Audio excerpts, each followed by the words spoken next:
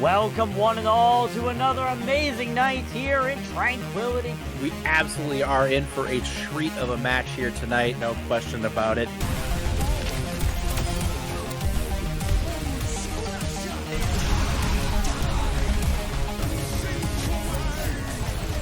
And the grenades from Pomku eliminate everybody on the field. Damage from something as well is going to be applied as that bottom, and it's going to be huge, fighting three. The double kill with the Bastion ulti? Alright, I see you guys.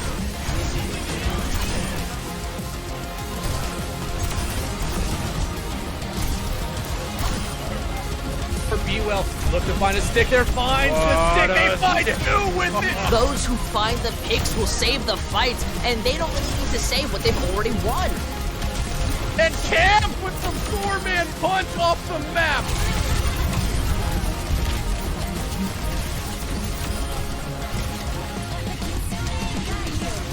Experience tranquility.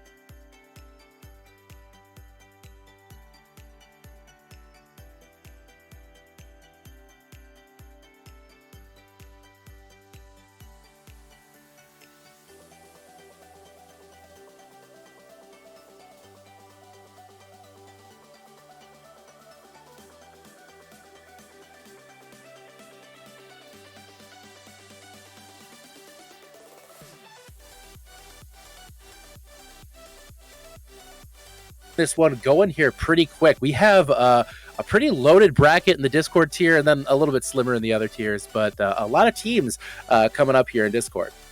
Yeah, I'm not sure what groups are playing first. I'm not sure what teams are playing first against each other, but there's a lot more Discord tier teams. I believe one of the Transcendence tier teams did pull out last second here, so when they get to that later, I think it's only one round of between two teams.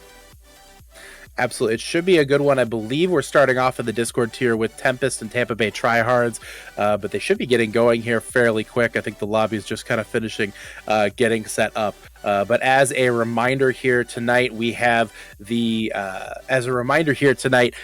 also have several other events coming up later this week. Tomorrow is our flagship event of the Event Week tournaments, and that is our Widowmaker 1v1 tournament. Really looking forward to showing you that here as well. And then into Thursday, we have our Brawl Night, which is going to have on a paintball, Orisa jousting, tons of different things. Just a lot of excitement coming up here. And then Friday, of course, is Staff Pugs. So really looking forward to this week, guys. We appreciate any donations you can make. We're going to kick it off here with a matchup. And it looks like we are coming up again, as stated before, Tempest taking on the Tampa Bay Tryhards. It's Sir Hand Dog, Cybertooth, and Goobster taking on Beppo, Banana Bread, and Nagi. And here we go, Denji, and a couple interesting comps here. Yeah, Orisa versus Roadhog, which usually it goes towards the Orisa since Orisa just locks down whatever Roadhog wants to, and Roadhog did get nerfed. I believe at the beginning or the midseason patch of last season, where his one-shot combo, it's not really a one-shot combo anymore. You have to invest a lot more damage before you actually throw the hook in order to get it off. It is worth noting here, Tampa Bay is not running a support, so no healing, no sustain for them. If they take any damage, it's just going to stay there. And we already see the impact of that, as Sir Hand Dog is actually right now already very low, so it's going to be tough for them to really try to sustain a long fight here. If I was in the Tempest shoes, I feel like I would just run it down right now. Am I feeling that same thing? Yeah, I think Beppo's just waiting for a mistake or for Goopster or Sir to peek him at the wrong time. And he's probably also watching for the Fortify, and pretty much every cooldown with the Orisa he's probably watching for. Hook misses onto Goopster there. Right now, we will be coming shortly here to the point being unlocked. Once that point does unlock here in 30 seconds, we will see the capture point eligible to be taken, at which point a team would be able to win the match with a capture. So that's just to prevent long-term stalling in these matchups. These are first to 3 matchups. We see Cybertooth landing the Javelin throw there onto Beppo. But once again, the sustain that's being able to be put in here by Tempest is just keeping this fight ongoing right now. And Tampa Bay Tryhards is just working from behind. We see Nagi with the pickoff here onto Goobster here for the first kill of the matchup. Point is now unlocked and being contested. Beppo with the pick onto Sir Hand-Dog. Cybertooth all alone with no supports and is dropped here as Tempest is going to pick up that first point. Yeah, Tempest just had a lot more sustain because they not only had the Kiriko, who is a support, the Beppo also had his Take a Breather, so if he take a breather in the back pocket in case Banana Bread went down, but fortunately for them, he didn't go down at all. But I believe that when you win the round, it locks those 3 heroes out for you, so you have to change your composition up when you win. Now, if I was in the shoes of the Tampa Bay Tryhards, I feel like I would try something different anyways, and it looks like they will. I almost wonder if maybe that was unintentional. Maybe they just didn't get a chance to pick their hero in time. Maybe they weren't paying attention or something like that. But it looks like we're going to have the Far Mercy here, which is pretty common in these short, small team elimination events here. Tougher to handle. Goobster is going to have a lot on their hands here to be able to try to pick off. But again, looks like a little bit of a different look here from the Tryhards.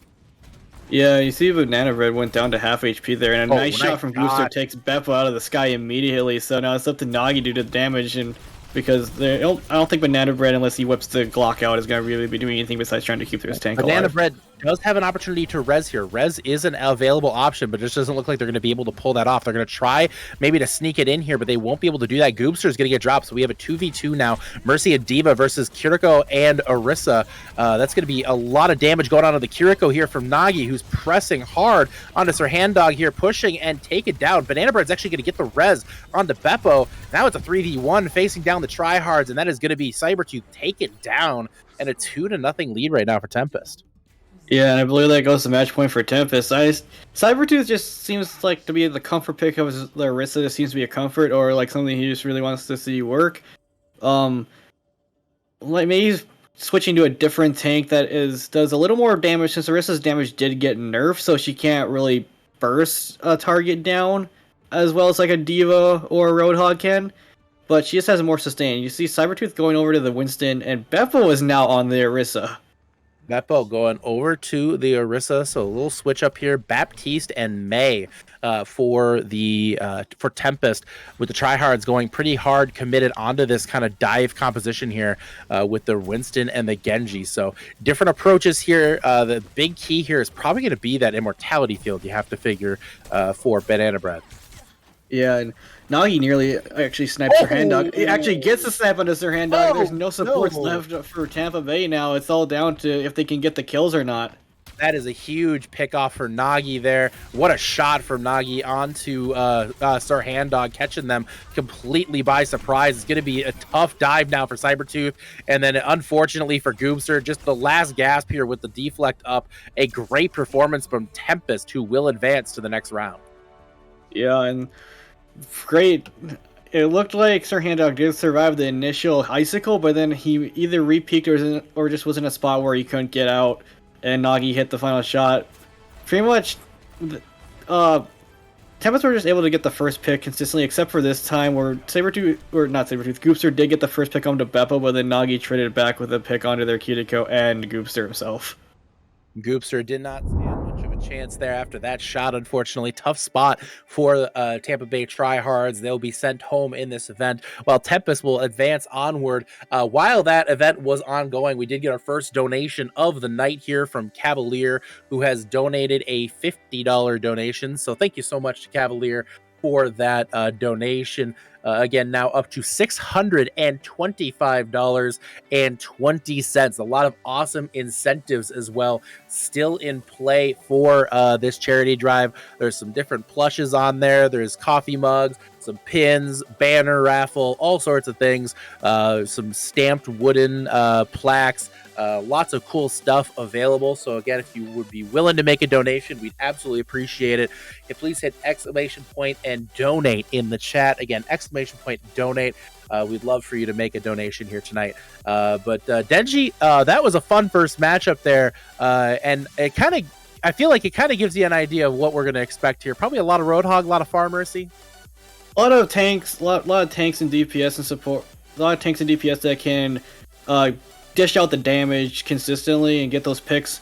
And also, must pick is probably going to be a support that has mobility, like the Mercy, Lucio, Kiriko. I would be surprised if I saw Ana or something. We did see BAP come out, but it was short. It wasn't really that short lived because Nagi just got the pick on Sir Hand-Dog immediately, so that round ended pretty fast. But I would mostly be looking for mobile supports, and I think this next matchup is against Poseidon and Space Created. That's right. We have Poseidon and Space Created. That's Sandy, They Call Me M, and Keegmon Swag from Space Created taking on Shidfard, PC Nurik, and Boopery from Poseidon. So these teams taking each other on. They'll have an opportunity next round to take on Concordia Wildwind, who awaits the winner of this one later on in the tournament here. Going to start off with Boopery, taking a look here on the... I'm sorry, this is PC Nurik on this Widowmaker. Going to get dove hard by They Call Me M and taken down. Boopery not able to keep up with the pressure as They Call Me M presses this one very hard. We see the double tank look here from Space Created, and it appears to pay off with Shidfard all alone, and they're going to be dropped here. And that's a very, very quick victory there for Space Created in that round. Yeah, I believe They Call Me M and Keegmon Swag are both tank players, so they just wanted to go back to Overwatch 1 and be like, hey, we can run double bubble again. We can be back to the good old days of 2 tanks. Well, some people call it the good old days. I still think it is better than what we have now, but yeah, that dive I don't think Poseidon were expecting that. So now they're going over to the double tank with Junker Queen and Diva. And Junker Queen and Diva versus Sigma and Roadhog here. So the double tank meta seems to be taking hold for this round. It's a Roadhog and Sigma and a Zenyatta, which I feel like could definitely help counter out this double tank look a little bit. Hook missed from They Call Me M. Not able to find any target on that one. The Junker Queen trying to put in some damage here, get some of that regeneration off that bleed. Throwing in another knife.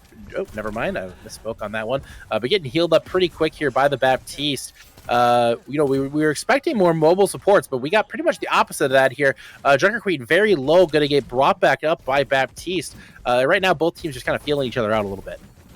Yeah, it's pretty much up to Keegmon and They Call Me M to protect Sandy, because if Sandy falls, then, well, Sandy did fall, so that cures the majority of the damage amp, and it's up to basically it's from them to play their own health bars, and they call me M is the only one left standing after that exchange.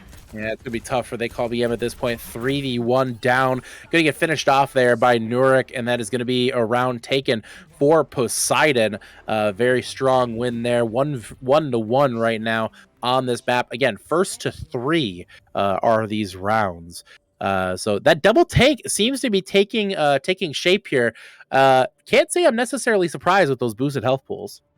Yeah, well, even with this season, they did knock the health pools of tanks down if an open queue when there's considered open queue, and Space Creator is like trying to reminisce on Overwatch 1 comps. They were on the Sig Ball, and Poseidon have kind of gone the same thing with the Orisa Sigma back when Orisa doesn't have that shield anymore. She only really has the stun stuff. No, not again. I'm having flashbacks to a horrible experience, but here we go. The Discord orb being brought in right now onto PC Nurik, who gets very low, but it's going to get brought back up.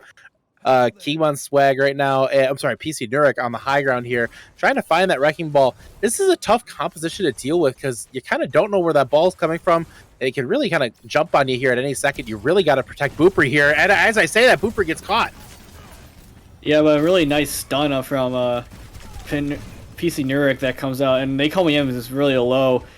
He's like, and Sandy falls. It just seems that if Poseidon has been able to pick off Sandy, that Space Career just has more issues protecting their Zenyatta. Yeah, I don't know that Zenyatta is the play here. It seems to be really struggling there, keeping the tanks, keeping the Zenyatta alive. And Poseidon doing a really great job at kind of closing the gap onto Poseidon here. And again, the double tank meta very firmly in and taking shape here. They push up into They Call Me M and finish them off here. That's 2-1 right now. Poseidon is ahead. Yeah, I just want to mention that if They Call Me M didn't fall, Booper goes almost to a nano boost there. So that would have been, the ball would have been dead either way. They were low health, but Booper just having the nano boost like onto the Sigma or the Orisa just would have sealed the fate even faster. I honestly should think that Space Creators just like stop running that Zen. The immobility and like the low health pool is just kind of coming back to haunt them, and you see Sandy going over to the Kiriko instead this time. Almost mirrored comps. The only difference being the Diva for Space Creator and the Winston for Poseidon. I'm interested to see how much longer this double tank meta kind of takes hold here, because yes, it is a lot of sustain, which can be kind of tough to deal with, but they are missing out on a little bit of burst damage here perhaps, but it doesn't seem to matter. We see the jump onto Sandy here again very quickly from Poseidon. Sandy very low and again dropped. Just great overall play here from Poseidon, pushing in onto Space Created. They call and that's going to be the end of Space Created here. It looks like a very strong performance from Poseidon. They're going to take this one 3-1, Nighthawk. Yeah, Poseidon are just doing a better job protecting their only support. Keemon Swing and They Call Me M are like just kind of leaving Sandy to fend for theirself a lot of times, which yeah, Kiriko has a lot of mobility, but once the TP and Suzu are gone, she's like pretty much as good as a Zenyatta. Just no cooldowns, no anything to get out. But Poseidon just did a lot better job of protecting Boopery. They played around where she was at, and Space Creator just were like, we're just gonna press W onto the back line and see what happens. Absolutely. Hey, that worked really well there, and it's going to be a big, nice win for Poseidon there. They will move on in this bracket. Just a reminder, guys, again, everything today is for Rise Above the Disorder. We have a lot of awesome incentives still sitting there on the Tiltify campaign. So if you are able to make a donation, that would be greatly appreciated. !donate in the chat. Please consider making a donation to Rise Above the Disorder today and help end or get one step closer to providing universal health care, which is the overall goal for Rise Above the Disorder. But again, Nighthawk, a really good matchup there from those two teams. And again, that double tank it might be the play here.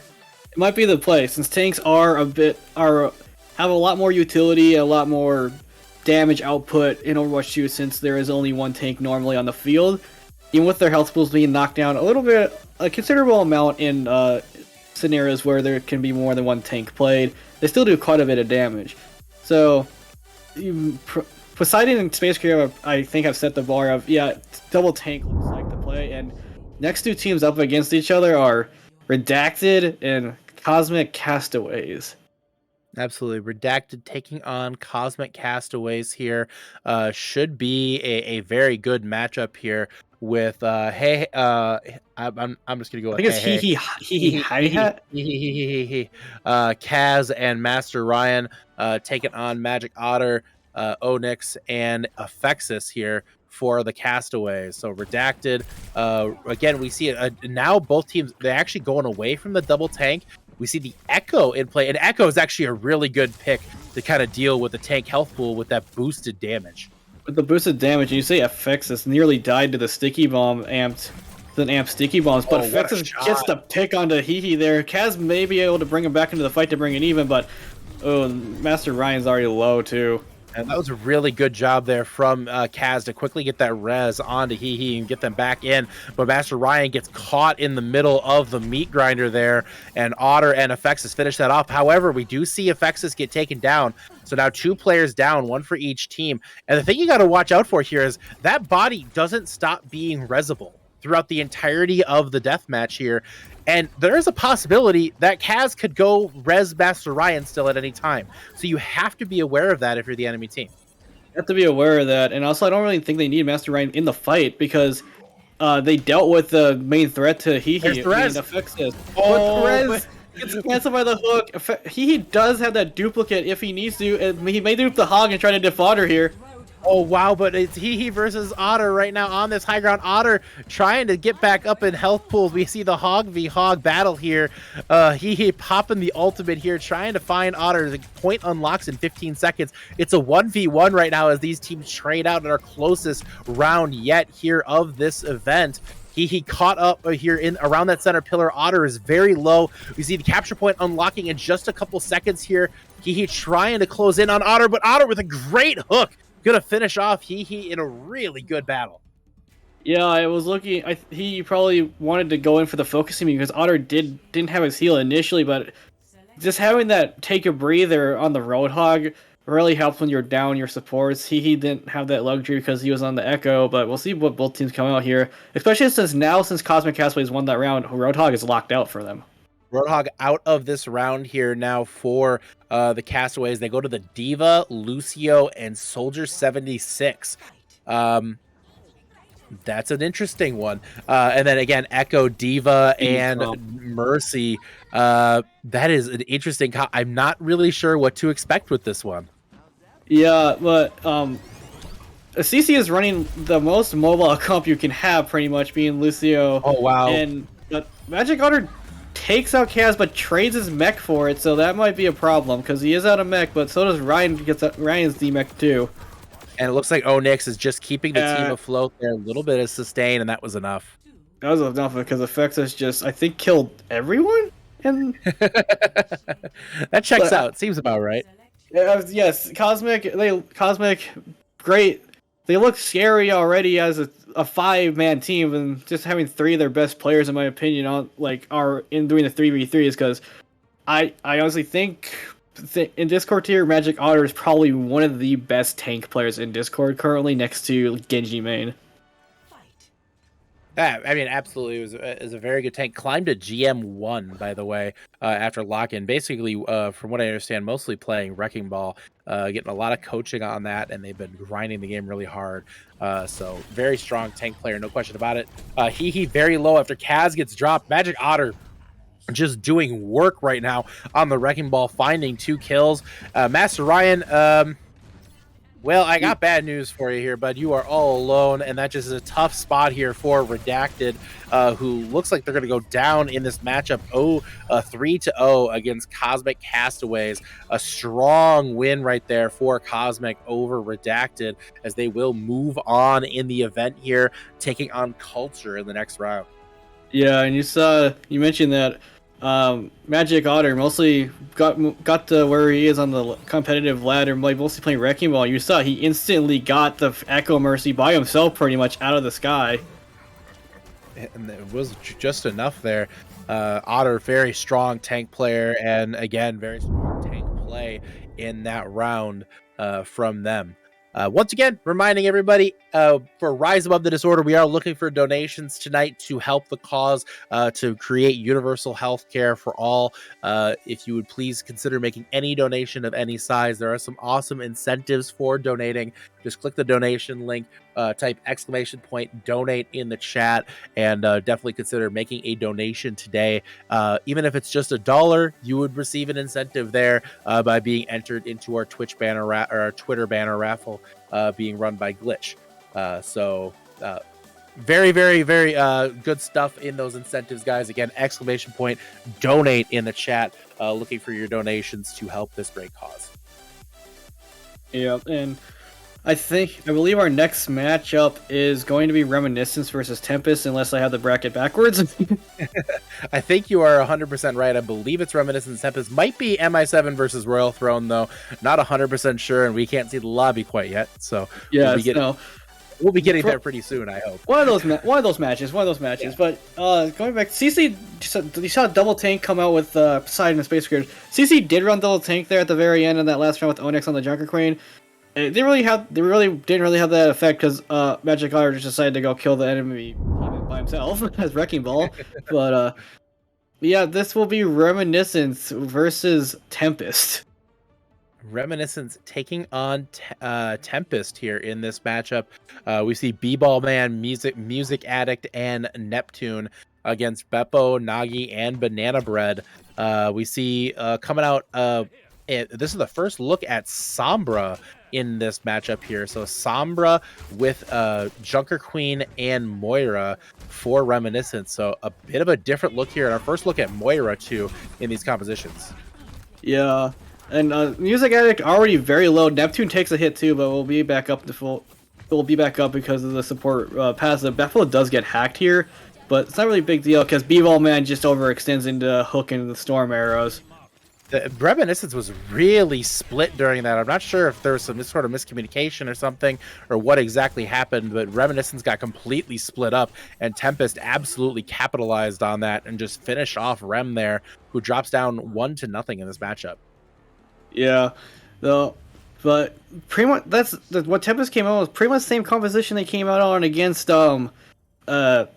why am I blanking on the team they played in the first round? Tampa Bay. They came out with the Roadhog, the Kiriko, and the Hanzo first, which worked out. So they might go to what the comp they ran next was the Diva Pharmacy.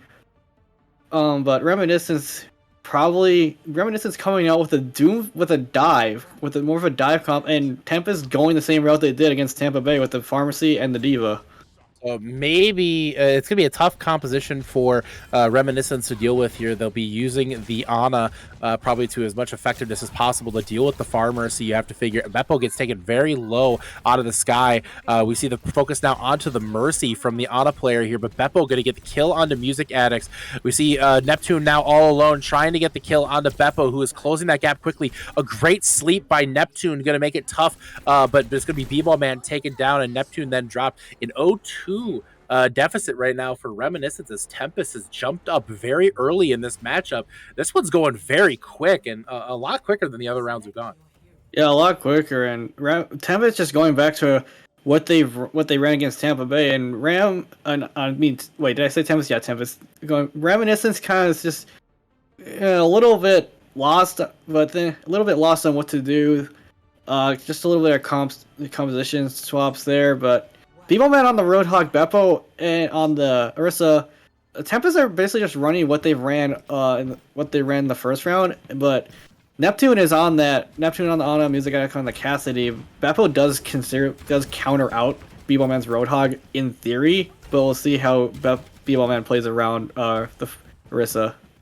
B-Ball Man with the Roadhog here. We see the pull onto Beppo here.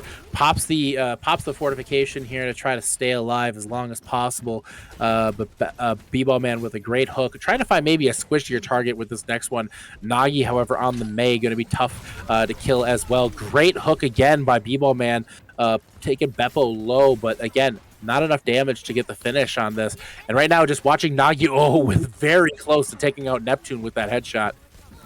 Yeah, Neptune is playing a little bit, playing life and death there. Nagi has been a pretty good sniper with these icicles coming out. Oh, what a Beppo fleet. is up on the low ground. Bebo Man does get Nagi because the tank wasn't able to protect him. That's really tough right there for Nagi, finishing her off. Beppo going to get the kill onto Neptune. So right now it's Beppo taking on 2 people, but that's a tough task to deal with when it's Roadhog and Cassidy staring you down. And that's going to be a finish off there for Reminiscence with the teabag spray on the ground. Rem now trailing 2-1 behind Tempest, but getting back into it perhaps here.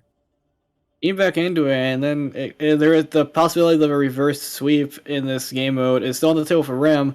We'll see if Tempest switch it up or they stay what they played. They might just stick with the Orisa now that the Roadhog's off the table. But no, they're going over to a Ramatra Cassidy, and Reminiscence taking a page out of Tempest's book and writing the pharmacy with the Diva. And we see Cassidy and Diva today here. We see Cassidy, Diva. I'm sorry, Cassidy and Ramatra here. Wow, I am not okay apparently. Here we go. The Far Mercy now. Hard. Yeah, the words are hard today, but Far Mercy now for Music Addicts and Neptune here. It's going to be a lot of damage, but Nagi putting a lot of damage into Music Addicts, who's going to be taken very low. The Rockets continuing to drop Tempest very low as well. So a lot of damage coming through right now. Not really clear who's coming on top, but it really could go either way. It could go either way, but Banana Bread very low right now. Barely staying alive. Beppo does DMEC Bebo Man though, and Nagi finally gets Music out of the sky, and Neptune just left on his own, and that is over. Tempest looking kind of scary right now. Tempest looking real strong right there, picking up the win. Up against Reminiscence. So great win there for Tempest, moving in to the semifinals here in the Discord tier. They'll take on the winners of our next match between MI7 and Royal Throne. Nagi with some great shots onto that Far Mercy and then dealing with that Baby Diva as well. And again, great play there from Nagi. Right shooting there, Nagi. Fantastic job. Great kills there from Nagi. But again, great play, Tempest moving into the semifinals. That was very strong. And again, not the 2-tank comp. The 2-tank comp did not thrive there. We might see that later because Poseidon, the team that pulled it out, did advance. And we'll see that a little later because they are in the bracket still. But next up will be MI7 versus Royal Throne. MI7 is probably, in the regular season so far, has been one of the strongest Discord tier teams. They have a really stacked roster. And probably the best player in each category, I would say right now, because they're just looking like the team to be. They just look like a team to be. If a team is able to take down Reminiscence twice in the same season, that's scary enough. Absolutely, MI7 looking really strong this season right now. They're going to be coming in here with Hayden, Lore, and Genji Main as their roster. They'll be taking on from Royal Throne, Baka, Banana Shake, and Biscuit. Royal Throne, newcomers to Tranquility this season, have had a very tough schedule, but have overcome a lot of adversity and a lot of tough moments here to have a pretty good showing so far. I think they're in Group D or E going into Discord tier next season or next stage, but I have a feeling we'll see them coming out pretty highly in those groups. But that being said, here we go again, back to Eco Point Antarctica for this round, as again, MI7 taking on Royal Throne. Yeah, you see Genji Main on the Roadhog, Lore on the Cassidy. Pretty much almost a mirror, the only difference being Hayden on the Lucio and Biscuit on the Kiriko. We see a bit of the Hayden on the Lucio. Hayden is predominantly a Lucio player, one of their favorite characters, no doubt about that. But we see Baka on this high ground here, looking for the hook onto Genji Main, applying a lot of pressure right now. Laura and Hayden both very low. A great hook onto Banana Shake, though, from Genji Main. Going to finish off their Cassidy here. So no Cassidy now in play for Royal Throne, who's just going to be relying purely on Kiriko and Roadhog damage right now. And they do see Biscuit get split off, but they're going to TP back in towards the Roadhog. So still trying to even out here, and with a lucky pick, they could very easily get back into this. Yeah, Genji Main does drop really low, Lore really low too, but Hayden finishes off Baka of all people, so now they only have to deal with the Kiriko, which Biscuit does get a parting Elam on the Lore, but you gotta get a full health Roadhog and Lucio still alive.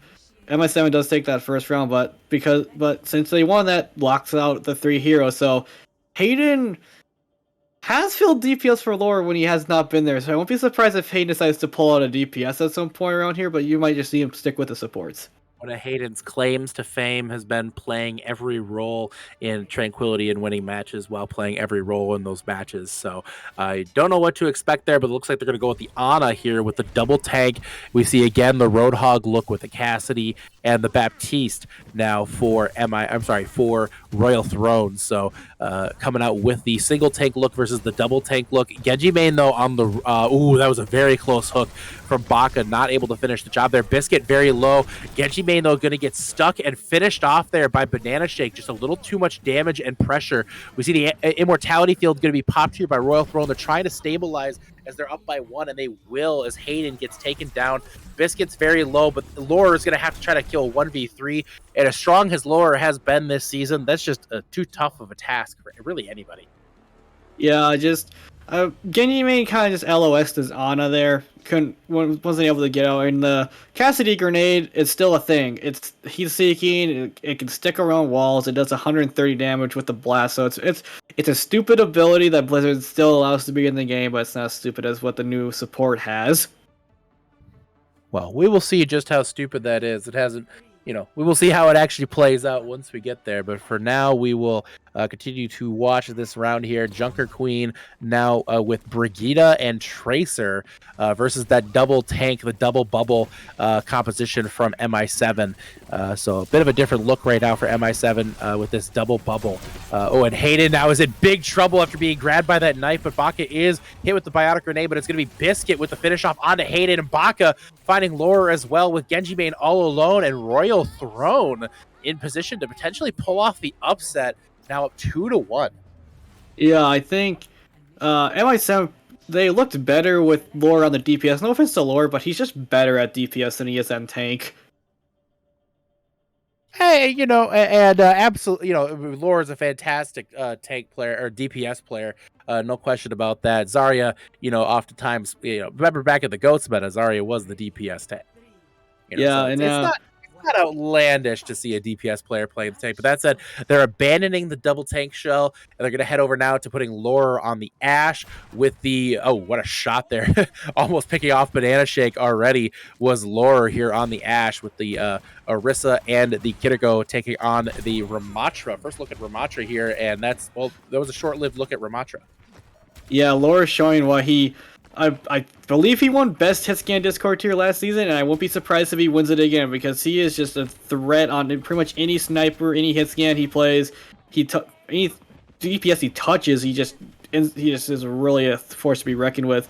Banana Shake trying to be sneaky, but it's going to be really tough. I lost my train of thought. It's going to be really tough here for Royal Throne, and they do have Banana Shake still alive, so it is possible for them to turn this around if they catch MI7 getting greedy here, perhaps. So you can't necessarily rule out that Royal Throne could come back into this, but they're going to need to get kind of lucky here and play very patient to see if they can catch MI7 off guard here. We see Biscuit very low, and Genji main going to press the advantage. Banana Shake now caught out is 1 health, going to try to TP out there with the fade. Capture point unlocking very shortly as, again, Royal Throne trying to find a way to claw back into this round with the 2v3. Ashe Dynamite is spent there, and we're going to sitting at about 15 seconds so that point unlocks. So if you're Royal Throne, you got to get in there real quick here.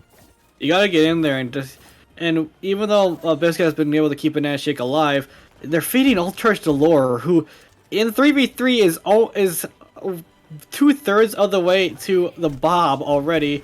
The point is ticking. They just don't even catch it. C9. Oh, that's unfortunate there for Royal Throne. They completely neglected the point, and the point gets capped very quickly. And that is a quick win there for MI7. Once that point unlocks, you got to get on that real quick. It's a deathmatch elimination style point. So it ticks up really fast if you're not in position for it. Yeah, and you did see the Banana Shake hiding down on the low ground on the point. Like, I think Biscuit was trying to bait like Lore or Hayden to drop down and try to contest and just have Banana Shake blow him up. But Genji main drop down because he's the one who can contest safely. And now Laura's on the Bastion with Genji main on the Reinhardt, and Genji main a very, very good Reinhardt player. We'll see how this works. Genji main on the Reinhardt with the Bastion applying a ton of pressure to Baka, who's very low. They're going to need Biscuit to get down there and really start playing some music to try to get them back into this.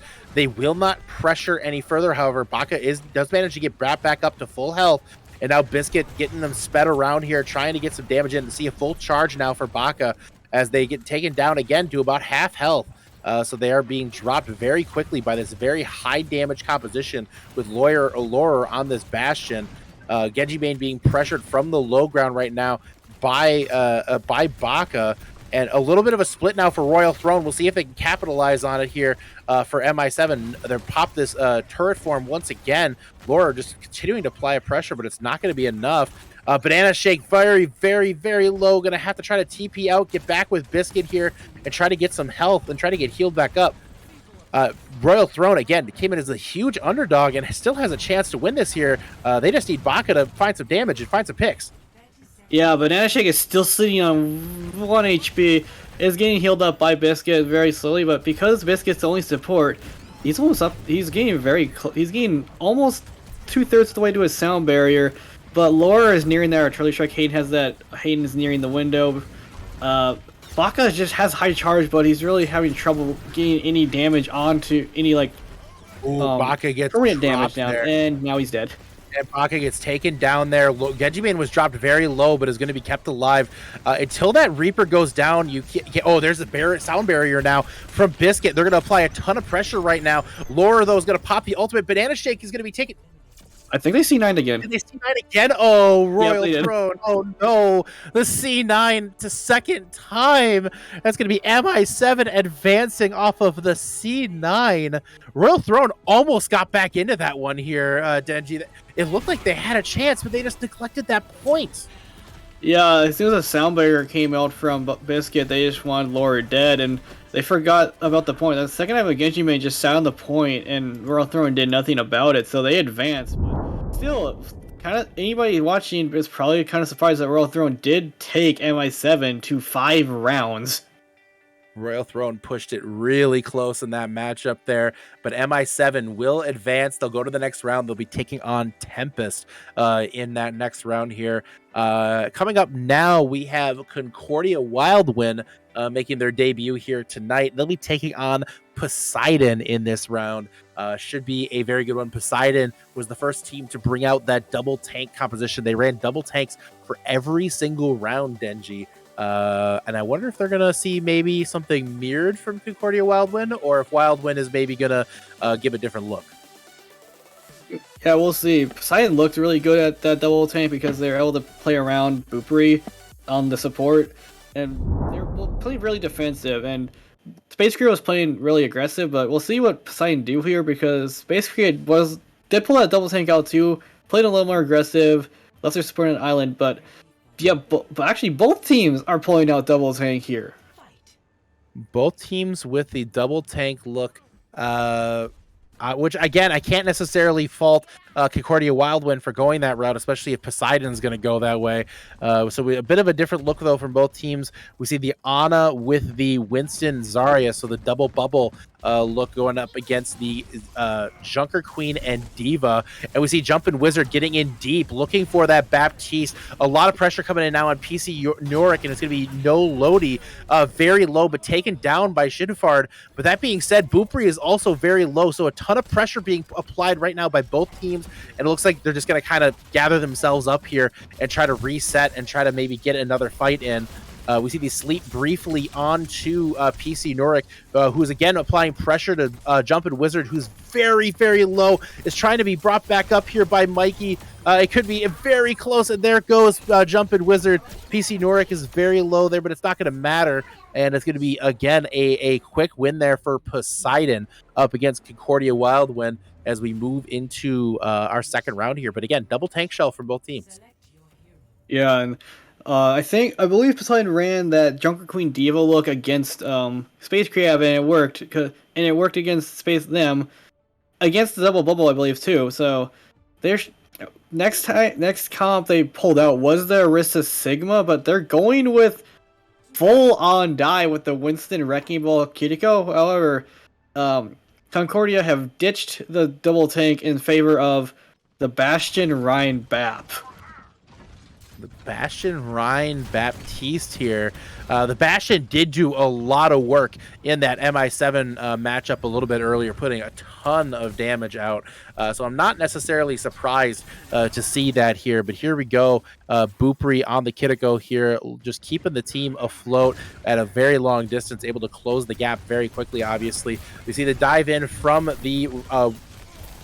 the Wrecking Ball and the Winston here. That's a lot of damage going on a Jumping Wizard, but that's a lot more damage coming in from Mikey here on the Bastion. It's just far too much for Poseidon to deal with, and Concordia Wildwind now up by one player here in this 2v3. PC Noric is going to be able to roll through, cause some problems for Concordia Wildwind, but they have a lot of big bodies there on that point. They're going to be really tough for Poseidon to deal with here. Yeah, but PC Nuric is doing a good job just being the annoyance. He is building up to that minefield actually quite fast, which if it comes down to capture point, he can just minefield the point off and basically say you're not going to be able to touch it, but Nulty can touch the point because he can just shield the minefield off. There we go. Mikey now in on this one here, applying pressure onto PC Nuric on the Wrecking Ball, getting brought back up by Boopri. We have 10 seconds until that point unlocks. Slam in there. We see the minefield out as well. Gonna take Jumpin' Wizard's Immortality Field out of the picture now with 2 seconds left on that clock. We see the amplification matrix now from Jumpin' Wizard, and that's just a Wrecking Ball on point. And I got bad news for the Wrecking Ball here. There's a lot of big angry people on that point, and that's going to be the point take there for Concordia Wildwind. So we'll tie it up at 1-1. Yeah, still the fact that PC Nuric built up that minefield, it probably would have. It looked like it was going to pick up the Bastion off, but not Mikey. Jumping Wizard just got that Immortality Field down in time to save his Bastion. If the Bastion dies there, it brings the fight even, so then you have to tank in and support versus tank and support. We'll see if Poseidon sticks to the double tank look, knowing that they're running the same exact composition, but Concordia have gone over to a Mercy Genji with a Ramatra. The Genji play here is interesting. This is a kind of a unique composition here. I wasn't necessarily expecting to see something like this. Mercy is very strong, however, in this format because of the resurrection ability. Can kind of negate some of the disadvantage here of the elimination format. We see a slam in there from PC Noric. Jumpin' Wizard's going to be very low. Going to manage to get around the corner. They're applying so much pressure right now on a Jumpin' Wizard who's just trying to stay afloat, but they won't be able to as PC Noric finishes them off with another pile driver. We see Mikey looking around on this Genji, just trying to get a little bit more damage in, maybe an exit pick out the door here, but it's not going to matter. It's just no Lodi on the point, and that's just Shinfard right now, just kind of jumping all over them. Yeah, just Jumping Wizard was not having a good time. He got jumped by a Winston and a Wrecking Ball, and that's just not fun for a Mercy. The double tank look works again for Poseidon now. The only reason it didn't work in the second round was, well, Bastion just shreds tanks right now, and tanks don't do really enough damage to kill him, especially when he has a Baptiste pocket. So since Bastion's off the table for Concordia, that might be a problem. Definitely might be a bit of a problem for them here, but Concordia now coming out again with the Ramatra, but this time with a Cassidy instead of the Genji. Probably a little bit of a better choice here, I have to feel. The double tank look, though, now from Poseidon once again, as PC Nurican should just continue to run it down here on the double tank look. We see Nolodi pop into that Nemesis form, throwing some hands right now into Shid and PC Nurik, but not able to finish anybody off here. We see that slowing zone popped in there as well. It's a lot of damage going on to these two tanks, but they're just able to kind of back out and get resustained here by Boopri. I feel like they got to try something maybe a little bit different and try to find a way to close in on Boopri. Yeah, Booperi's just playing on a space where none of Concordia can see her, but she can see her team. What a nade from Booperi there to basically end this fight here. And that's a great performance there from Poseidon to close it out. Concordia Wildwind going to be taken out of the event here and finished off. Great work there from Concordia. I'm sorry, great work there from Poseidon to finish that one off. They'll move into the semifinals here in Discord tier, taking on the winner of our next matchup, which is Culture versus Cosmic Castaways, which should be a very good one. Yeah, Poseidon.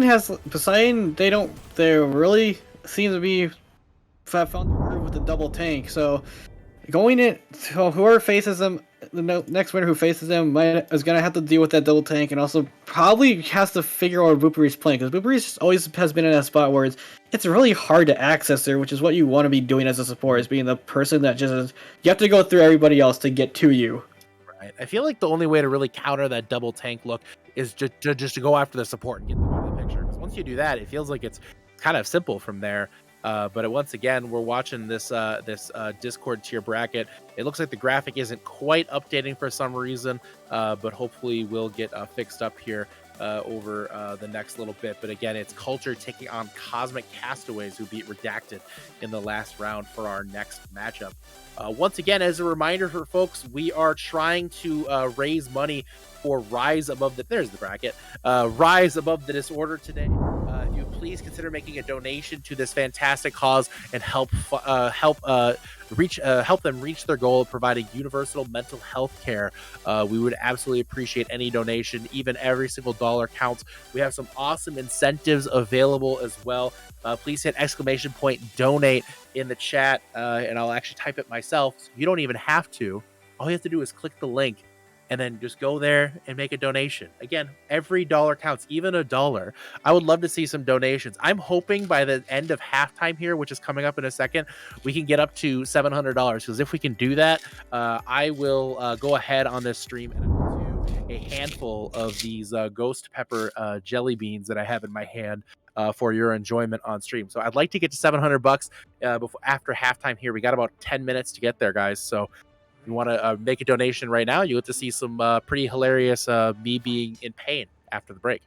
You better have ice cream and milk ready for that if you have to do fine. that. Don't worry about me. I'll be fine. I'm doing it for a cause, and I hope everybody appreciates that. So, again, we're just hoping to get some donations. So if you're able to make a donation, every little bit counts. Trying to get to 700 after halftime here, and I'll throw some jelly beans in my mouth, and it'll be a lot of fun, and you'll all laugh at me in pain. It's going to be great. But nonetheless, here we go now. Cosmic Castaways taking on Culture. We see Halvar, Flappy, and Pina for Culture. Again, taking on the team of Magic Otter, Effexus, and Onyx. And Effexus going to grab that first kill onto Halvar, getting caught on the Lucio. But Flappy's going to finish off Magic Otter. And right now, with no support, it's going to be a little bit tough here potentially for Culture. But they still have the tank and the Reaper. So if Effexus can't land their shots, it's far from over here. Yeah, if Effexus doesn't land the shots, I know Onyx is a very, very good flex support. It does do his best ML7 impressions at a time on trying to go to the pickoffs. I think Culture is just waiting for that commanding shout to come back up for the Junker Queen, or they're waiting for Effexus or Onyx to drop onto the point, because they're just sitting in the back of the point right now, probably waiting for Cosmic to come to them so that they can assassinate or just jump onto whoever drops. So right now they are sitting behind that point there, just kind of watching and waiting. I don't necessarily blame them for this turtling strategy. They got to find a way to get them down onto the point. So I expect them to try to roll out onto the point here. Effexus on the hunt, trying to find them, cannot actually find them. So they're not really sure where to look. They know generally where they are, but that point's going to be unlocked here in a second. And I look to see if I would imagine we're going to see some collapsing out of the point here. Here goes the Junker Queen in. They're going to get the hook onto Effexus, who's going to be very low and dropped by Flappy. Right now, it's going to be Onyx taking on two people. Onyx looking for the sleep, going to get in there and get two! And that's Onyx from Cosmic Castaways with the finish. Onyx living up to the reputation from last season, one best flex support in Harmony, has moved up since then to Discord tier, and is one of the players on Cosmic. I believe he was one of the players on Cosmic that did climb as well after lock-ins, being, I believe, Masters 1 right now.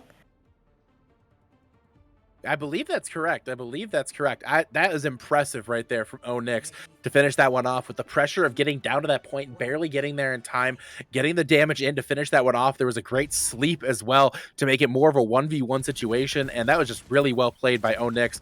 We see a different look here now. Brigida coming out with the monkey and the Tracer. So Winston, Tracer, Brigida here for Culture, while we see the Mercy, Soldier 76, and the Sigma for for Cosmic Castaways. So very different compositions here, and I'll be curious to see if Culture can actually get in. That's just Magic Otter. That's just Otter. I believe even with Overwatch 1 shifting to a one tank, any player that was a main tank in Overwatch 2 that is a solo tank has to be able to pick up the off tanks, and Otter showing he can play the Sigma, which is usually generally played by off tank players. Absolutely, Sigma usually an off tank pick. We're seeing a lot of versatility here from Magic Otter. You'd love to see it for Cosmic Castaways. Now up 2-0 in this matchup here, trying to finish off Culture in this round. But here we go now. Culture looking to climb back into this here, going to try to find the reverse sweep. Affexus now on the Widowmaker, and there's going to be a couple targets in the sky here for you, Affexus. Double target in this guy, but Affectus is a really great hit scan, so I believe he can be able to pick him up. And Otter is on the Wrecking Ball already, pressuring Halvar very heavily, and Halvar goes down. Here we go. Magic Otter now pushing in on to Halvar and Flappy. Halvar and Flappy just get caught, and Pina does manage to get Onyx, but that's just going to be it. And just another great performance there. Cosmic Castaways advancing into the semifinals, taking down Culture here. It's worth noting that all three teams who played in a first round matchup here, they ended up winning their second round too. So all three teams that won their first round matchups played in the second round and just made one and dones out of every team who had a bye. So kind of interesting there to see. Maybe they got a little bit of information from that. Maybe they got a little information from the meta, or maybe it's just coincidence. I don't know. They don't pay me to do 3v3 elimination analysis. They don't pay me at all. Who knows? But going to the semifinals, next match I believe is Tempest versus MI7. Now, Tempest have looked very strong in the two rounds in the two matches they've already played. MI7, they got taken in round 5 against Royal Throne. So if I'm MI7, maybe don't do the double tank. That didn't really work for you last time. It's worked for Poseidon for some reason, but maybe just go sticking with the 1-1-1 composition. I'm just gonna call that 1-1-1 because it's just tank DPS support right now. But that's basically what both Tempest and MI7 have run in their past matches already here in the 3v3. So they're probably gonna be mirroring each other to some extent. Tempest probably are just gonna come out on the compositions that have been working for them lately, which has been mostly Sigma, Orisa, and Diva not Sigma, Roadhog, Orisa, and Diva. But before we get to that, we are going to take a quick halftime here. So we're going to be about a 5-minute break. Once again, trying to get donations in for Rise Above the Disorder before we come back. I was hoping to hit $700 coming out of halftime. I would like to consume for your viewing pleasure about a handful of these ghost pepper jelly beans here. If you want to see me in pain here in about 5 minutes, love to see your donations. Every little bit counts, guys. So again, coming back in about 5 minutes for more 3v3 elimination. ! Donate in the chat, guys.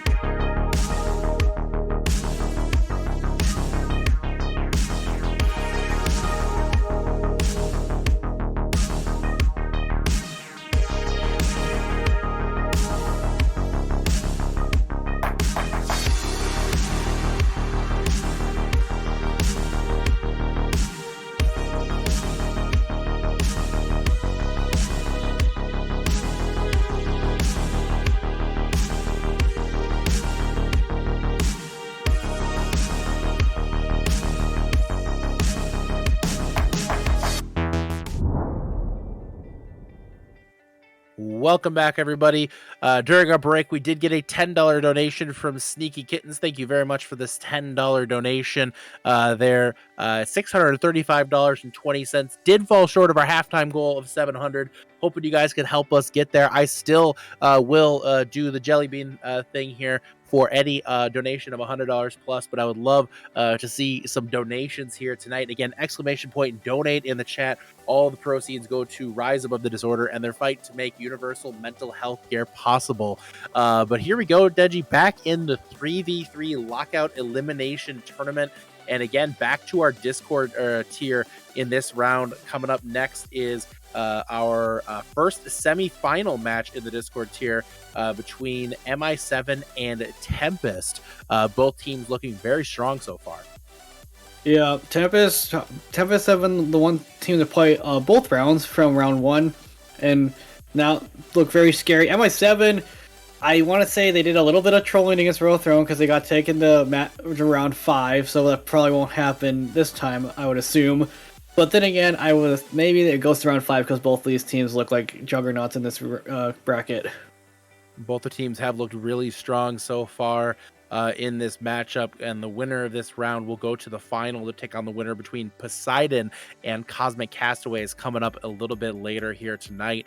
But again, once again, as a reminder, everything today is for Rise Above the Disorder. If you're able to make a donation, exclamation point donate in the chat. We have tons of awesome incentives for donating, including plushies, Yeti mugs. We also have some nice wooden plaque art, acrylic light ups, all sorts of things that are available from members of the community donated to this cause. So again, every bit of your donation, 100% of it goes to Rise Above the Disorder.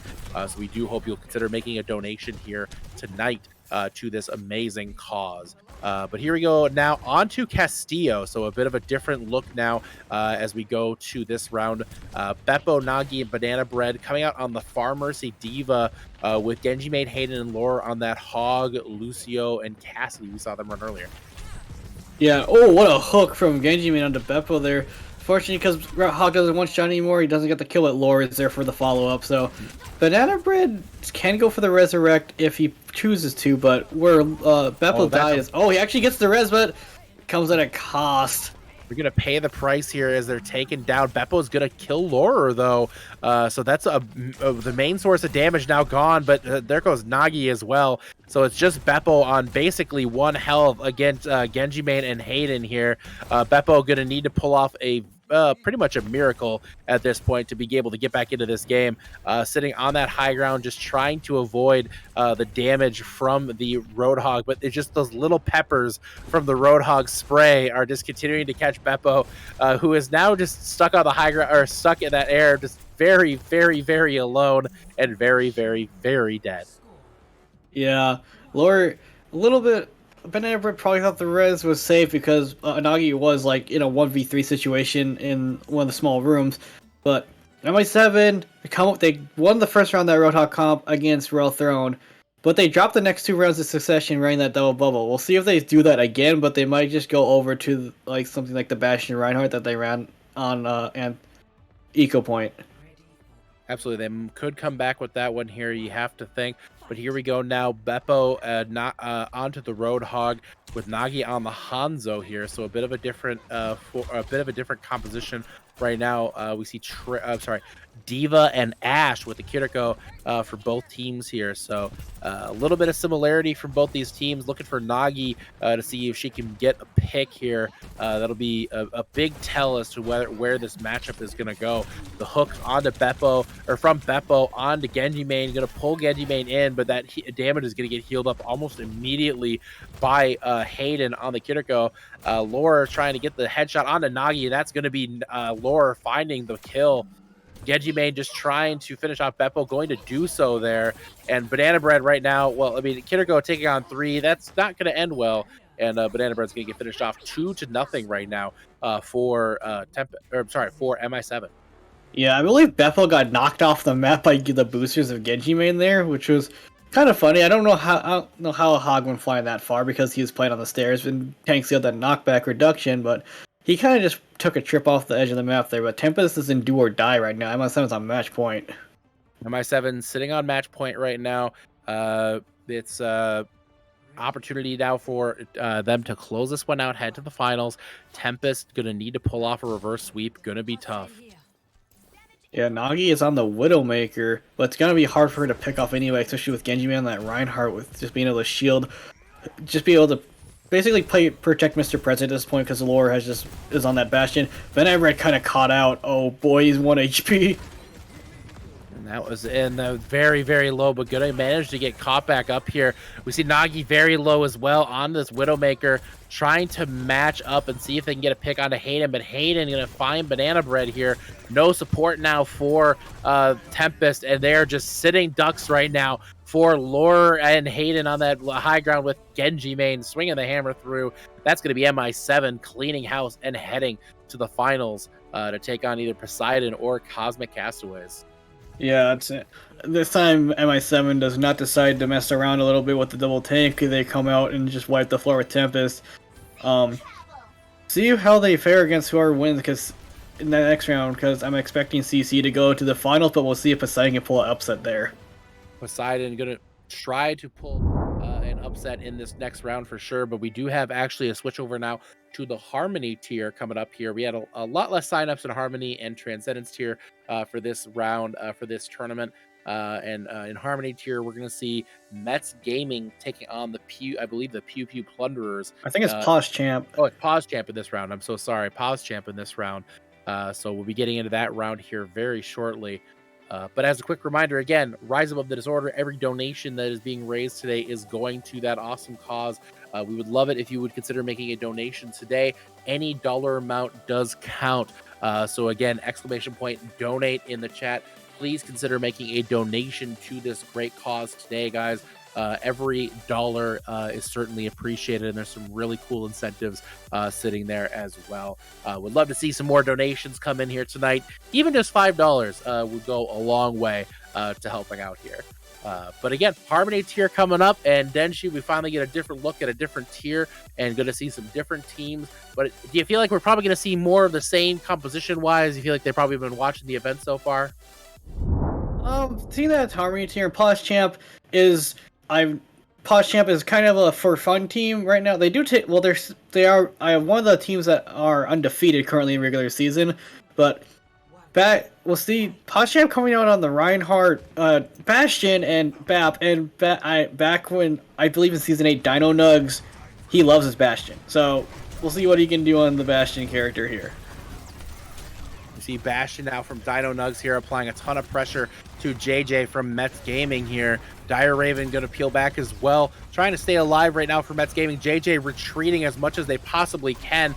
We see Sapu getting in very deep and going to get punished here by Mets Gaming, who will be applying the pressure right now to Dino Nugs and Blue Roses, the last two left for Pause Champ. But that is you still got to be very careful. You don't want to. That's a great job by O for Mets Gaming to finish off Blue Roses, and that is all alone is Dino Nugs, and O just finishes that off. Yeah, a little bit more extension there from Stoppy. Stoppy just pinning in, but as Anna said, remember Reinhardt, when you charge, your shield is down. Exactly. When you charge, your shield is down. You got to be careful there. As a fellow Reinhardt player, that is an easy mistake to make. But different look now going to come out from Mets Gaming here. No longer able to lock that Reinhardt. We see JJ coming out on the Baptiste this time, with O going over to Sigma, and then Dire Raven on the Baptiste. Dino Nug's going to pop over onto the Symmetra here. So definitely a different look here from the Pause Champ coming with that Symmetra. Yeah, they're just gonna probably try to TP onto the Mets Gaming and just start all out brawl. Big nade hit from Blue Rose there on all three players. Dino is 1 HP. That was a huge nade, and they got really aggressive off of that teleporter, TP'd right into the heart of Mets Gaming, and Stapu just swinging the hammer, gonna get a 3K, and that was a great nade from Blue Roses. They immediately TP'd in, and that was just too much for Mets Gaming to overcome. Yeah, but now Reinhardt off the table for both of these squads. And I wonder if Stoppy will pull out his coveted Doomfist. He's a really good. He really likes to play the Doomfist. We'll see if that comes out from him this round. No question about that. Here we go now. JJ Coming out on the Winston here for Mets Gaming with Moira and Tracer. So a different look now for Mets Gaming. We see the double bubble Moira. So definitely going to get very aggressive. You have to figure is Pause Champ with this double bubble look. Here we go. O diving in here on this Tracer. Not able to find any kills is O. We see JJ now on that high ground trying to find some targets here. Not able to get any quite yet.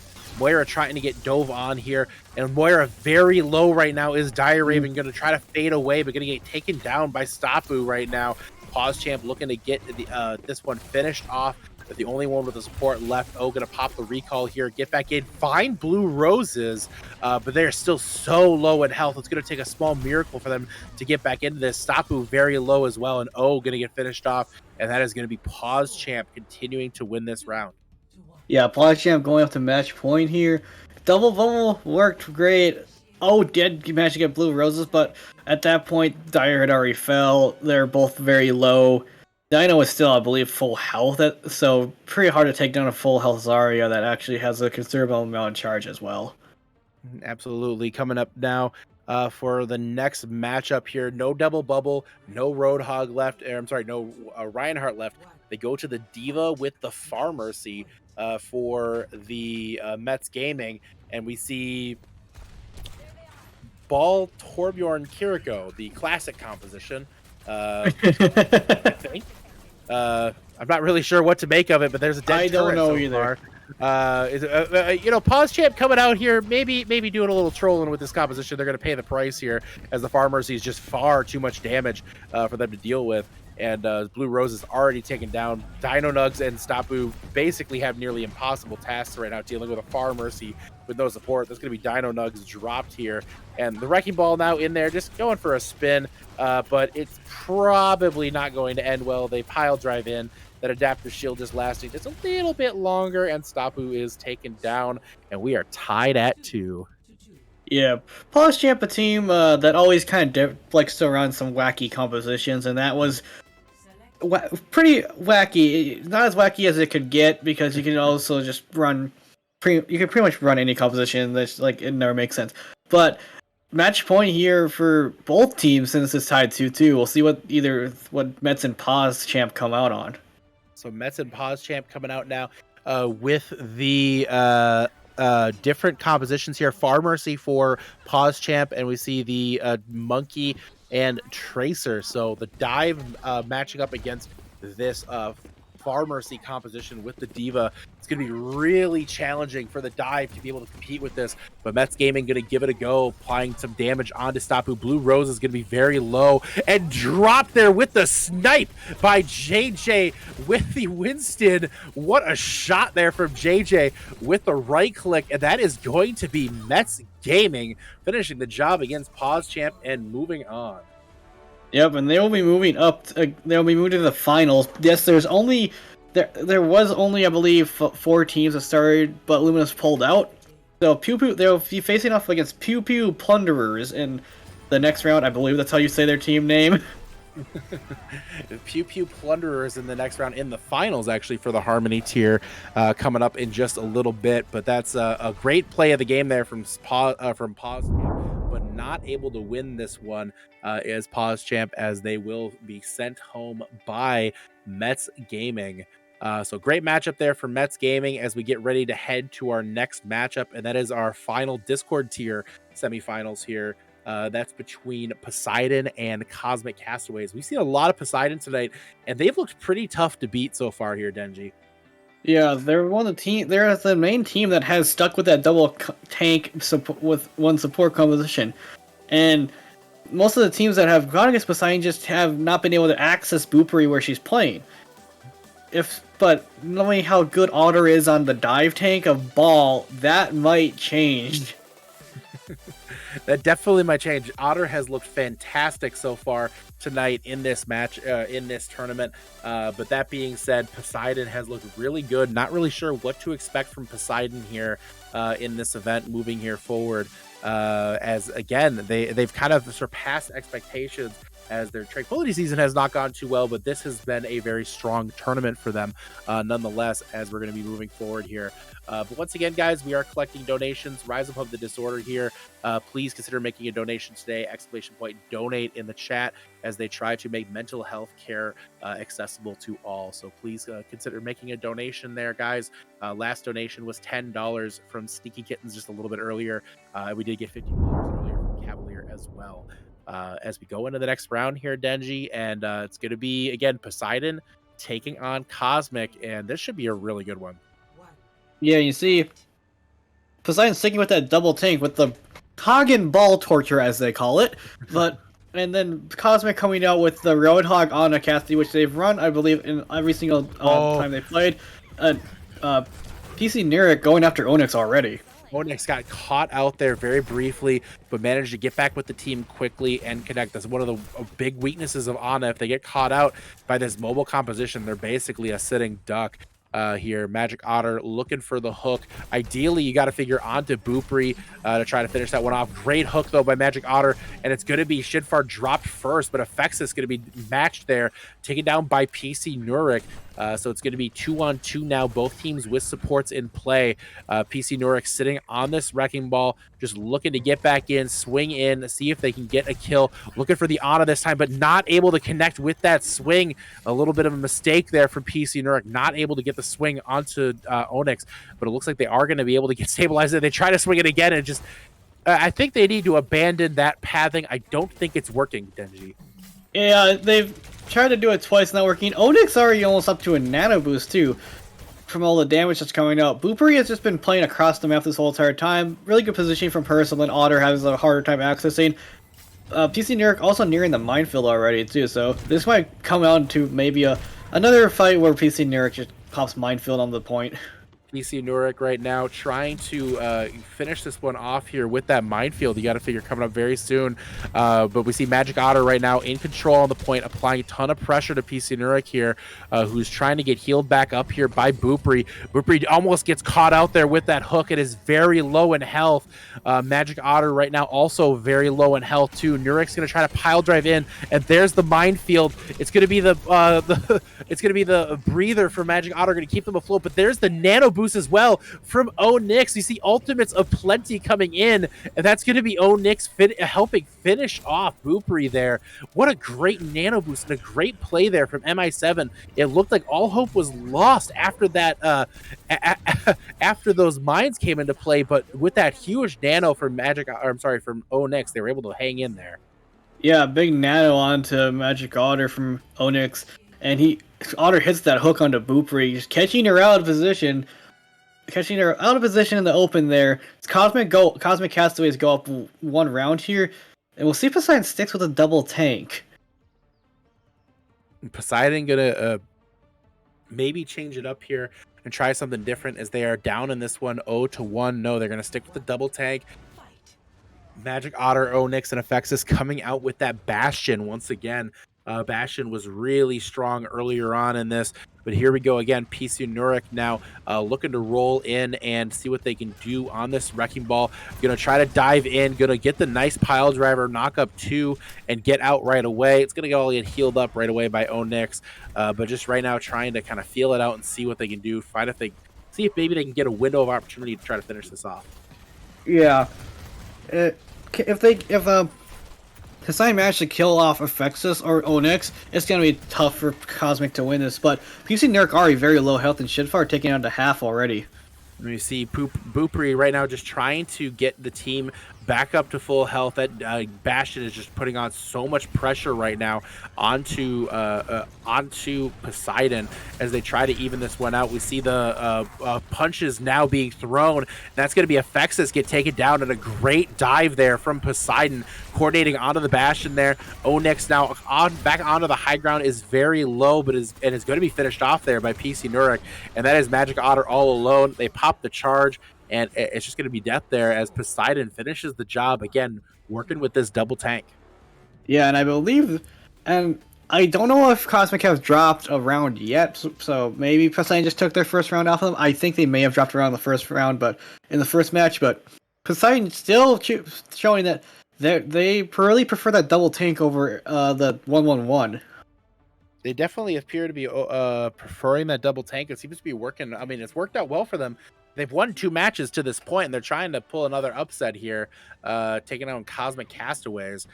So big opportunity again for Poseidon here, bringing out the double tank shell up against Magic Otter on the Wrecking Ball with the Soldier and the Mercy for Cosmic Castaways. So it's going to be a lot of pressure, a lot of damage coming from this Soldier 76 by Cosmic Castaways here. And Effexus, we see very low is dropped right now, or very low we do see get dropped on Poseidon, but they're going to manage to get it healed back up. Pile Driver now in from Magic Otter, but not able to get enough damage in to really threaten anyone.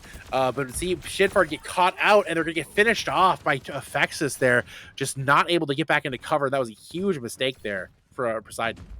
Yeah, Effexus just kind of has free reign over the point because PC Nurk, knowing that Otter's on the ball, is trying to play defensive and protect his Baptiste. But Booperi kind of gets caught out a little bit, but PC Nurk is there for the save. But it's gonna be a tall task to come back here. It is going to be a tall task to see the jump or the Pile Driver onto the high ground there from Magic Otter, who does get taken very low. Booperi and PC Nurk are staying in this right now. They are by no means out of the equation. They dive in onto Onyx. They finish off Onyx. If PC Nurk is able to get stabilized here, they have no supports now. There goes Booperi. Oh, they get taken down by Effexus. And that was so close for a comeback there for Poseidon. They were down 2-3. They find the support. They almost managed to get restabilized. That was so close. Yeah, but the good news is for Poseidon, that Wrecking Ball is off the table for Cosmic Castaways now. So they might just go with the Diva Junker Queen again. Maybe go like maybe they pull the Diva Winston or something like that. That works a little bit better with each other.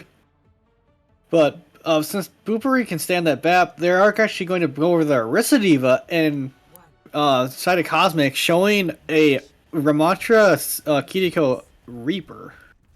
Ramatra Kiriko Reaper right now for Cosmic against this double tank. Again, look for Poseidon. They've been running it all night to a fairly a great deal of success. Should throwing in the spear, not able to connect with anybody right now. Going to pop the fortify just to stay up alive a little bit longer, but that's just too much damage from the Reaper and from the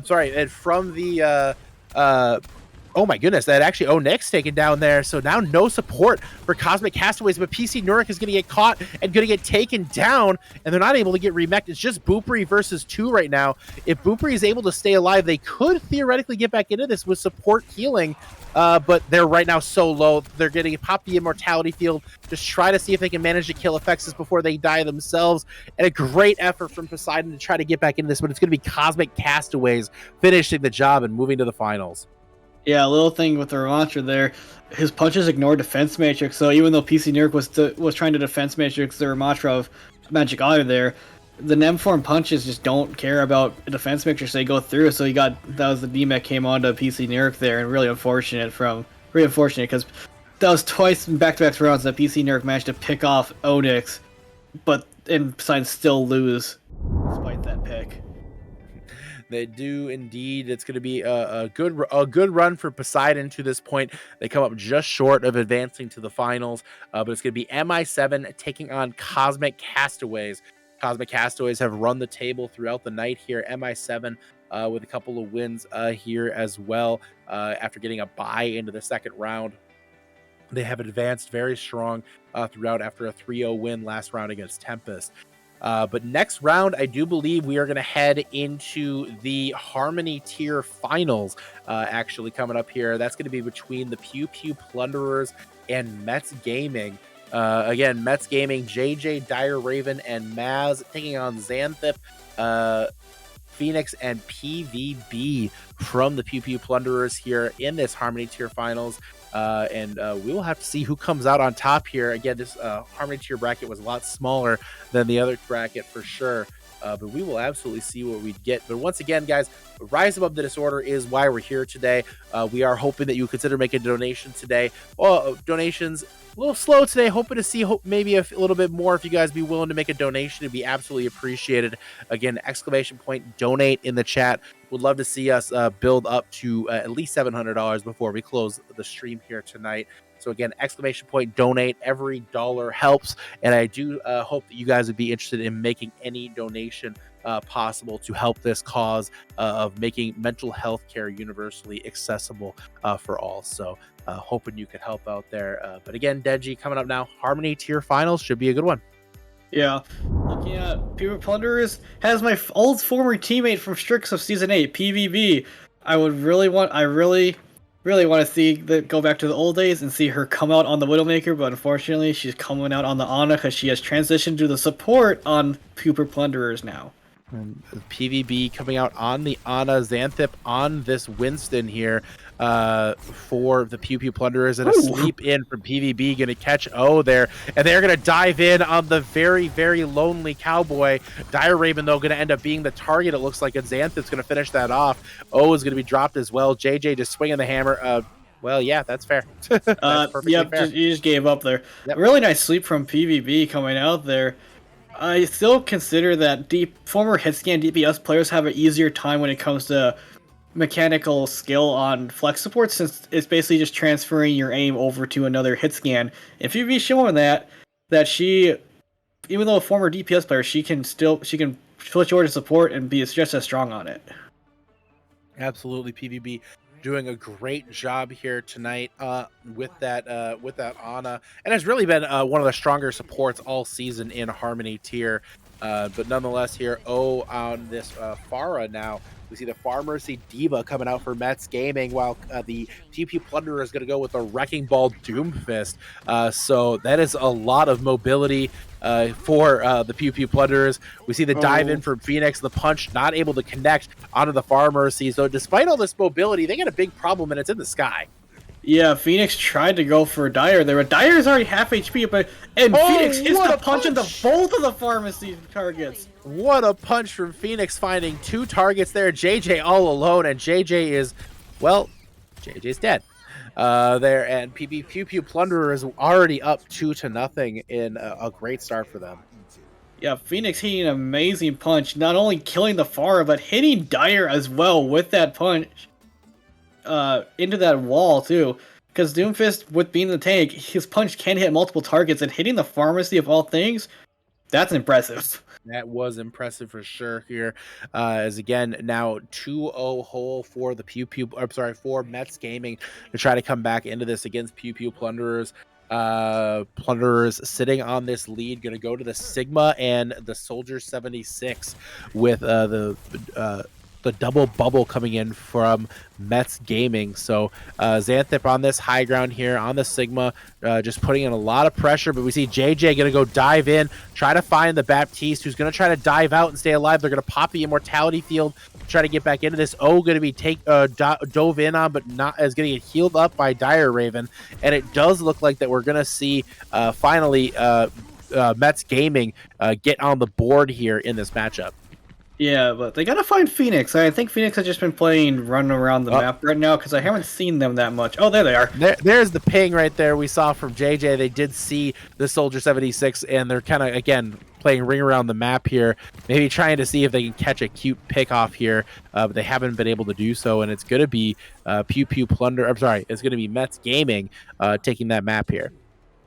Yeah, Mets Gaming's comp just had a better luck because Zarya and Winston both counter out the Sigma of Xanthip.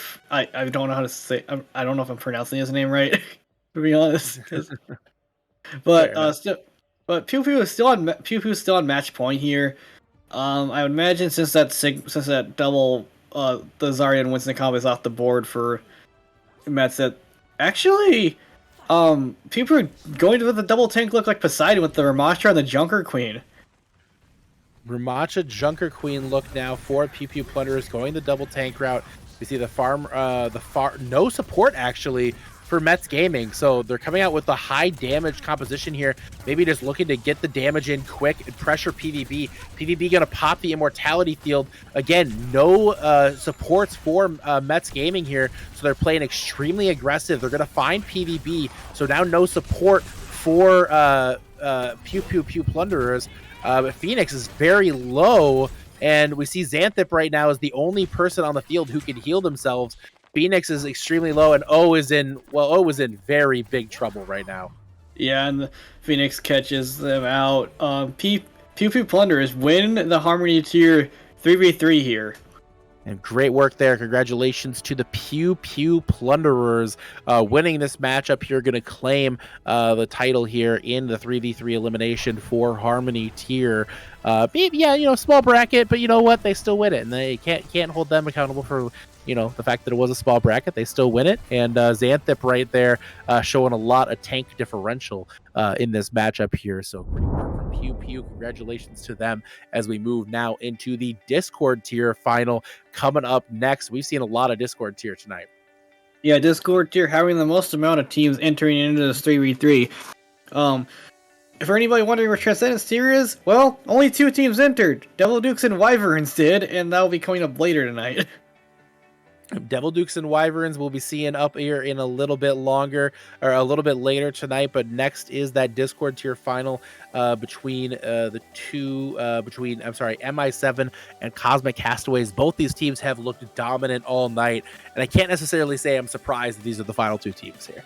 Not really surprised either. I believe both these teams had a perfect 5-0 record coming out of their groups. So, and I think they're in the same group, I believe, going into stage 2. So, looking forward to seeing them play here, and also looking forward to seeing them duke it out in an actual official match in stage 2. Yeah, definitely should be a fantastic matchup between both these teams. Again, we are still looking tonight, however, for donations for Rise Above the Disorder. Would love to see a few more donations before we close out the night tonight. So if you could, please consider making a donation today to this incredible cause. ! Donate in the chat. Rise Above the Disorder is doing all they can to make mental health care accessible to all, and your donation can go to help them provide resources to people who are struggling to either find or pay for mental health care. So anything you could do to provide for this amazing cause, we hope you would consider doing today. We're up to $635.20, and I would love to see even just a smaller donation to add to that here before we close out the stream tonight. But that being said, I believe we're coming up to the Discord tier round fairly quick. And here we go between, again, MI7 and Cosmic Castaways. And we are already getting to it with these 2 teams. And we see Roadhogs for both. Yeah, both teams running the compositions that they have come out in the opening round. The only difference between the 2 comps is Hayden on that Lucio and Onyx on the Ana, which should favor Cosmic. But Genji already gets Effexus out the bat. Genji Main with an early pick onto Effects is going to be tough for Cosmic to get back into this here. Lore on this high ground, just applying so much pressure right now onto Onyx, who's forced to retreat into the back corner there. But right now, if you're MI7, you got to be feeling good, just trying to avoid any hooks, any getting caught out of position here. Magic Otter still looking to see if maybe they can try to clutch this one out and find an unsuspecting squishy. But there we go. Magic Otter going to get caught. We see the nade come in from Onyx to help Magic Otter stay up. Lore is just trying to find Onyx right now and apply a ton of pressure to that on the high ground. And right now, if you're on it, you're probably not feeling too good because there's a lot of folks chasing you. Yeah, there's a lot of folks chasing you. Nice, really good hook from Genji Main, pulling Otter off of that high ground to under the low ground. And like I said, this is the matchup between, I believe, the top 2 tanks in Discord here currently. So we'll see what if MI7 go the next round. They usually go like that Ryan Bastion comp, but we might even see something different come out from them. Absolutely. Here we go now with the Bastion composition for MI7. It's been without fail. I feel like they've been running the same compositions all night, but they are just working, it seems like, every time. Yeah, and Cosmic sticking with the Roadhog, Ana, and Cassidy. It's all going to come down to Genji Main has to block the hook on the Lore. That Otter is obviously going to be looking for that hook under the Bastion just to pull him out of position and eliminate that high damage output source. And here we go now. Magic Otter and Onyx and Effexus looking for that Bastion. We see Lore playing very conservative right now, just trying to make sure they stay alive, keep this high damage potential in this Discord tier final. Laura again just kind of looking for an opportunity to go into that sentry form and apply a ton of pressure. We see the hook onto Laura, great hook for Magic Otter, who instantly flees because that's a lot of damage right now as Laura pops into that turret form and then is immediately going to peel out there. Good job from Laura to help resist that, but a great hook for Magic Otter as well. Yeah, and it also forced Hayden to use the Immortality Field and the Regen Burst. And so both those cooldowns were down for now, but Laura has a turn form back up, and Genji Main takes out Effexus. Effexus just decides to face take a Reinhardt, apparently. And here we go. Great work there from Genji Main, finishing off Effexus there. Laura, however, is getting close to that ultimate. What a grenade! What a nade from Laura to finish off Onyx. Magic Otter now just all alone around the statue. That's just too much pressure, and MI7 now 1 point away from closing out this tournament with that championship. Yeah, and we'll see if Cosmic continue to play that Roadhog comp, or if they go over to the ball comp that they have run too a little bit. Usually, MI7 not really sure what they're going to come out here because the main two comps they've run all night are off the board.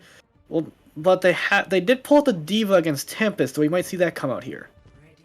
And right now Cosmic Castaways has a big hole to climb out of here. We see Genji Main on the Orisa with the Ashe and Kiriko up against, again, the same composition now for the Cosmic Castaways as they try to pull off the reverse sweep. Dynamite in from Laura. We're going to get Onyx on fire there very briefly, but that said, right now, not necessarily going to pull off any kills with Dynamite. Just continue to apply pressure here onto Onyx, who's again forced to flee as Laura is absolutely on the hunt right now. Yeah, Laura hating these Dynamites. Onyx, I think Effexus takes a shot, another Dynamite over the top from Effexus, but Effexus finds Laura with the headshot there. Nice shot from him across the map. Great shot from Effexus, now turning the table here. Cosmic Castaways looking to get back into it now in a 2v3 situation against Hayden and Genji Main.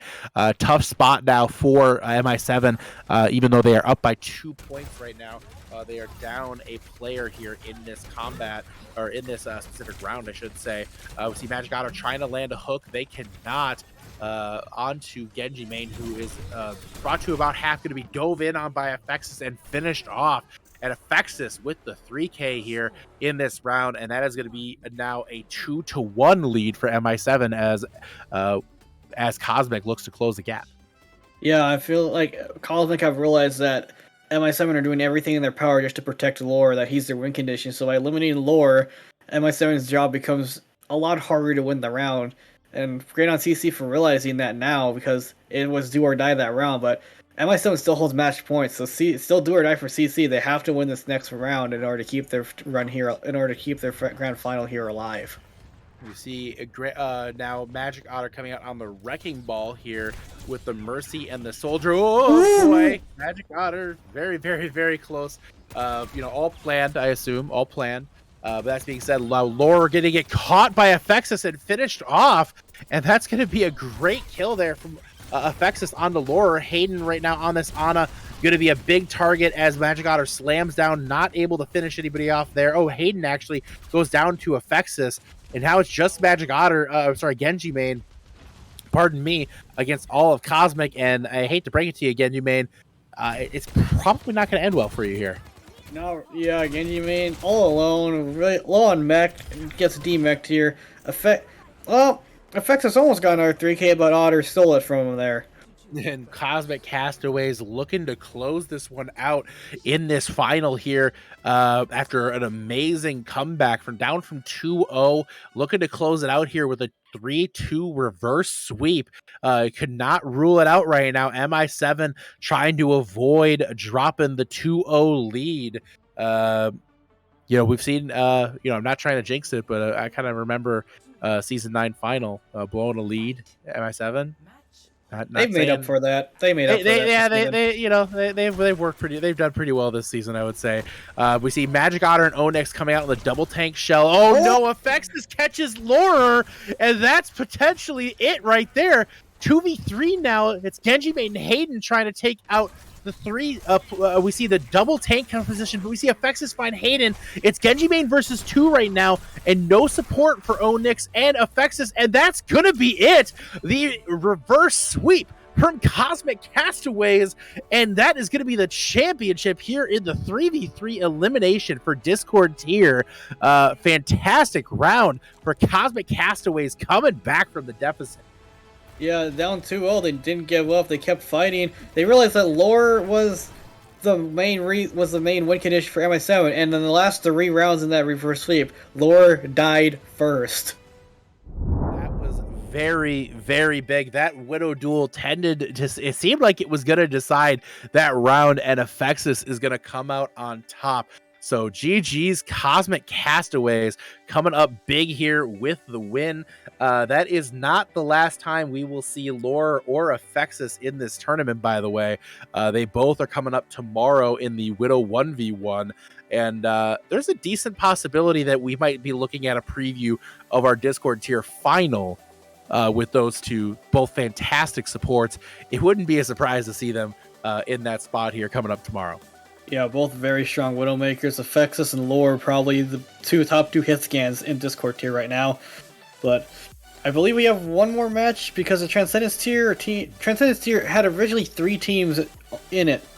However, Fleet Angels backed out last second, or pulled out last second, so it immediately went to the finals between Devil Dukes and Wyverns.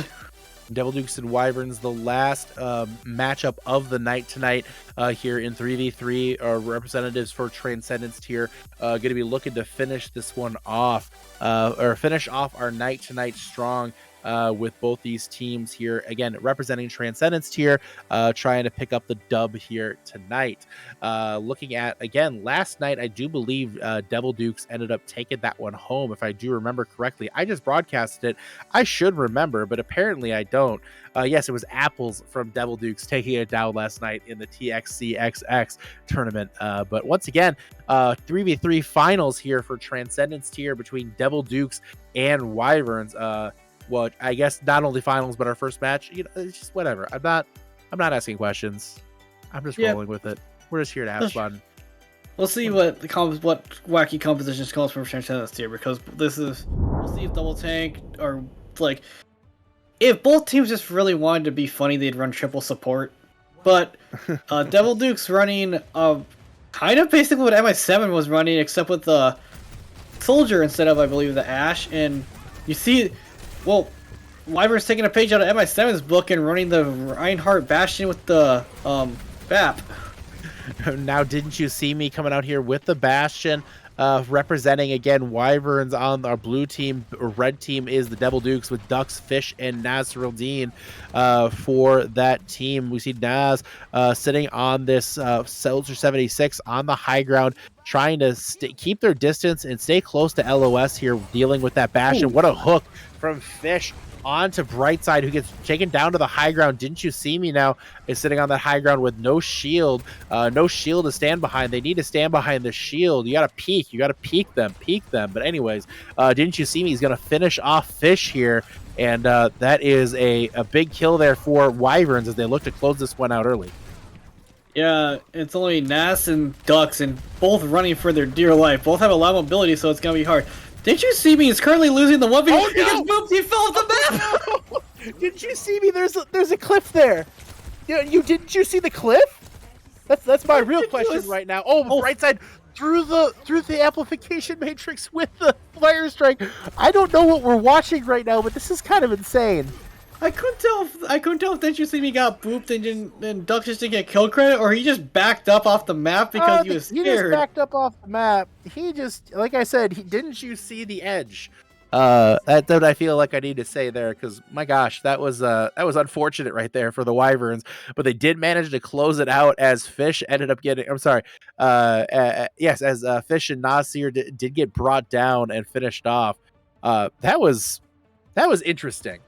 Yeah, and now we see Double Tank coming out from Wyverns and the Ramatra Kiriko Soldier coming out. Massive sleep on Ducks right out the gate. Coming out here again on the Ramatra and the Kiriko here. with the double tank now for Brightside, and that's going to be Nasir taking down Didn't You See Me. Brightside coming in on the support after playing tank last round. So coming out with a different look, and it just didn't pan out as Didn't You See Me gets dropped almost immediately. And here we go now. 3v2, to be tough for, yeah, that's just going to be it. Yeah, that's it. There's too much damage and pretty much everything. This is why I think the double tank just doesn't really work that much well into the Ramatra, since Ramatra's Nemesis form punches do penetrate through any shield or like defense measure or Sigma Grass.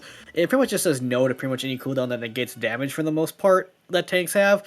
So, but the Ramatra is off the tail for Devil Dukes now. But we'll see what if Wyverns stick to that double tank look, or if they go back to what they were doing originally, which was the 1-1-1. The double tank. Really quick, we did just get a nice donation here.